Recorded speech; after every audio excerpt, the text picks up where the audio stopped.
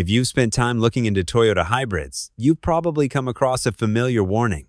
Avoid them because they use a CVT. For a lot of buyers, that alone is enough to rule out models like the Prius, Camry Hybrid, RAV4 Hybrid, or Highlander Hybrid, often without digging any deeper. On the surface, the concern sounds understandable. Conventional CVTs have earned a reputation for problems like shuddering, slipping, slow or uneven acceleration, and sometimes expensive repairs. So when people hear that Toyota hybrids use a CVT, they assume those same issues will eventually show up. But the reality doesn't quite match that assumption. Toyota hybrids routinely accumulate very high mileage in demanding real-world use taxi fleets, ride-hailing services, and long daily commutes. It's common to see Prius models exceed 250,000 miles, and Camry hybrids regularly pass 200,000 miles while still running on their original drivetrain, often without any transmission-related failures. That raises a clear contradiction. If CVTs are unreliable, why do Toyota hybrids have such a strong long-term reliability record? The explanation is that most people are not actually talking about the same type of transmission. Part of the confusion comes from terminology. Toyota refers to its hybrid transmission as an eCVT, and many people immediately assume it's the same as the belt-and-pulley CVTs used in many non-hybrid cars. It isn't. A major misunderstanding among buyers is the idea that all CVTs behave the same way. This is why some general mechanics warn against any CVT-equipped vehicle, while hybrid specialists often describe Toyota's system as one of the most durable and low-maintenance drivetrain setups available. Both groups use the term CVT, but they're referring to fundamentally different designs. Once that distinction is clear, it becomes easier to understand why Toyota hybrids have built a reputation for exceptional longevity and very few transmission issues. The key point is that Toyota's eCVT does not operate like the traditional CVTs that created the negative reputation for the technology. Most people hear CVT and immediately picture a belt-and-pulley system constantly adjusting ratios by squeezing a steel belt between two moving cones.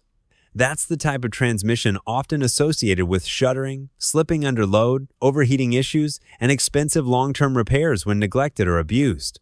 Toyota's hybrid system operates on a completely different principle. Instead of belts and pulleys, it uses a planetary gear set combined with electric motor generators to control how power is split between the engine and the wheels. The system can vary engine speed independently of road speed, which creates a smooth, continuously variable driving feel, but without the friction-based design that causes most traditional CVT failures. Because of that fundamental difference in architecture, Toyota hybrids are able to accumulate extremely high mileage on their original transmission units, with very few internal issues reported in normal use. In other words, the problems people associate with CVTs are tied to a completely different type of transmission. And that raises the real question. If Toyota's eCVT isn't the same system that caused those failures, what actually explains the long-term durability Toyota hybrids are known for in real-world driving? Toyota hybrid durability isn't just about the transmission. It comes from how the entire drivetrain is designed to manage and distribute workload. In a conventional car, the engine is responsible for every stage of movement from a stop. That includes low-speed crawling, stop-and-go traffic, and repeated acceleration under load. These are some of the most stressful operating conditions for any drivetrain because they constantly demand high torque at low speeds. In a hybrid, that job is shared.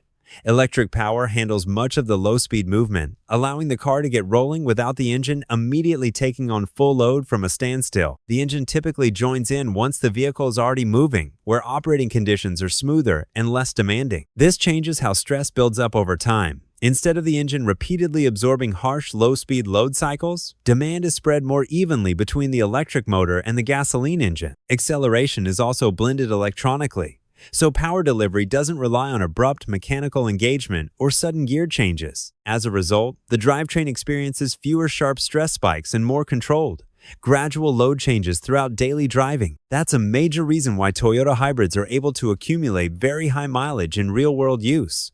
With many Prius, Camry Hybrid, RAV4 Hybrid, and Highlander Hybrid models reaching 200,000 to 300,000 miles while still operating smoothly. And when problems do occur, they're usually not rooted in the eCVT itself, but in supporting systems like cooling, maintenance history, or aging components elsewhere in the hybrid system. Toyota eCVTs are known for long service life, and when issues do occur, they usually follow a predictable pattern rather than random mechanical failure. Heat is the first major factor.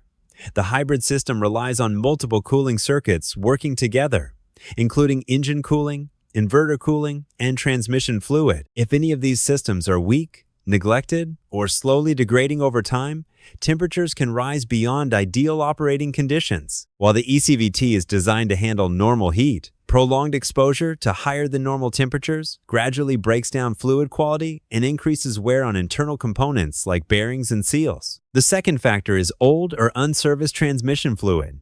Even though Toyota often describes hybrid transaxle fluid as lifetime, it still experiences heat cycles and contamination over time. As it ages, it gradually loses some of its protective and lubricating properties, which increases internal wear at higher mileages if it's never replaced. The third factor comes from outside the transmission itself.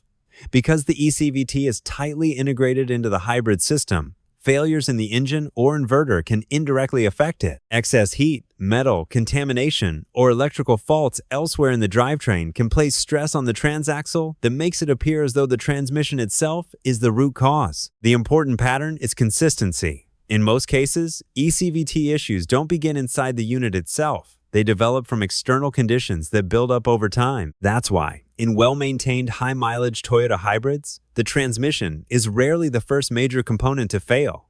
It usually remains intact long after other parts of the vehicle begin to show age. When buying a used Toyota hybrid, the eCVT shouldn't be your biggest concern. What's more important is how well the entire hybrid system has been maintained. Start with a cold start.